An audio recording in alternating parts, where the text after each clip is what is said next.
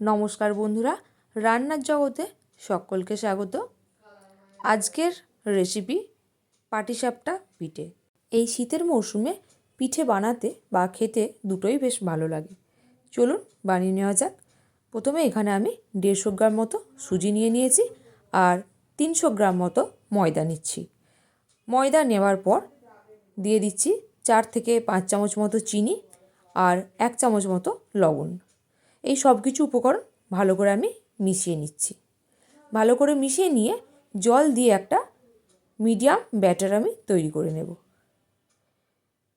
এদিকে আমি ব্যাটারটা তৈরি করে নিচ্ছি আর তারপরে কিছুটা নারকেল কুড়িয়ে নিচ্ছি।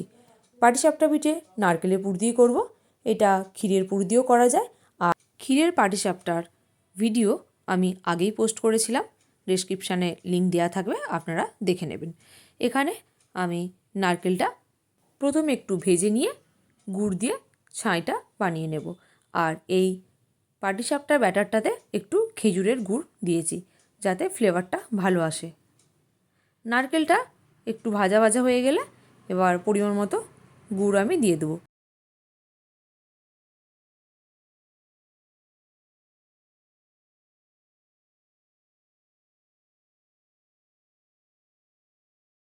গুড় দেওয়ার পর 2 মিনিট ভালো করে নেড়ে চেড়ে আমি পুরটা তৈরি করে নেব এবং তারপরে আমি নামিয়ে নেব।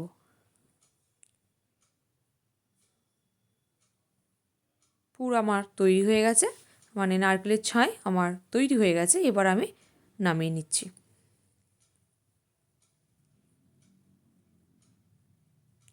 এবার আমি গ্যাসের উপর একটা তাওয়া বসিয়ে নিচ্ছি। সেখানে অল্প একটু সাদা তেল বুলিয়ে নিচ্ছি। আমি এটা আলু দিয়ে বুলিয়ে নিচ্ছি, আপনারা আপনি ব্রাশ করেও নিতে পারেন। এবার ব্যাটারটা ঠিক এইরকম হবে, খুব পাতলা না আর খুব ঘনও না। এবার কিছুটা ব্যাটার আমি তাওয়ার মধ্যে দিলাম আর এই ডাবুর ঠিক উল্টো দিকটা করে আমি ব্যাটারটা ঘুরিয়ে নেব।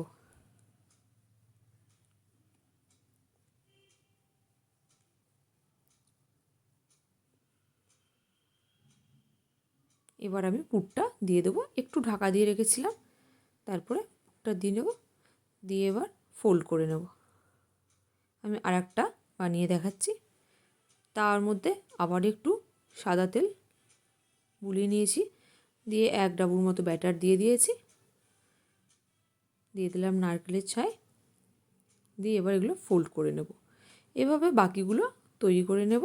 আর তৈরি করে পাটিসাপটা পিঠে কিন্তু একটু ভেজে নিতে হয়। আপনারা সাদা তেলেও ভাজতে পারেন, আবার ঘি দিয়েও ভাজতে পারেন। আমি ঘি দিয়েই ভাজবো। এবারে এগুলো আমি ঘি দিয়ে আস্তে আস্তে ভেজে নেব। আজকের পাটিসাপটা পিঠে আমি ময়দা আর সুজি দিয়েই বানালাম।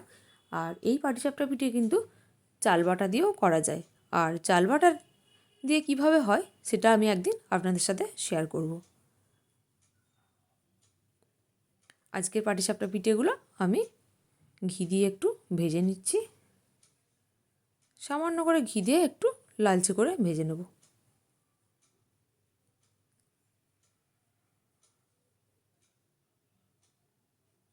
হালকা আছে এপিঠ ওপিঠ ভেজে নেব। আর ভেজে আমি এবার সার্ভ করব। বাকিগুলো একইভাবে ভেজে নেব, দিয়ে আমি সার্ভ করব।